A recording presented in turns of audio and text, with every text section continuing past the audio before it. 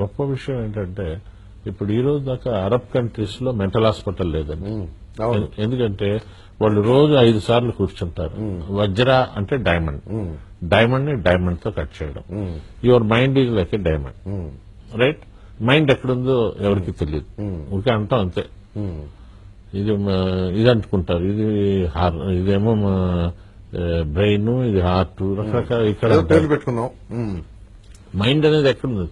మనసు గతింతే అంటే మనసు ఎక్కడుందంటే అవును, ఆ మనసుకి సమస్య సినిమాలు చూసి ఇక్కడ చేయబెట్టుకుంటాం మనసు ఉండే. సో అలా కూర్చుంటే ప్రాబ్లమ్స్ రావండి. మీరు ఇప్పుడు ఎక్కడైనా చూడండి, మెంటల్ హాస్పిటల్స్ ముస్లిమ్స్ ఉంటారు మీరు, వాళ్ళు నమాజ్ అంటే ఎవరైనా ఉన్నా అంటే నమాజ్ చేయట్లేదు అంత.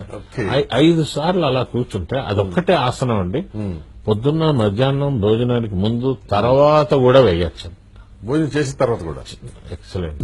చేస్తే పొట్ట రాదు, డైజెషన్ అవుతుంది, చాలా మంచిది. ఈ రెండు చేస్తే ఎందుకు ఎవరు నేర్పడం? నేర్పాడండి పతంజలి మహర్షి 2000 సంవత్సరాల క్రితం.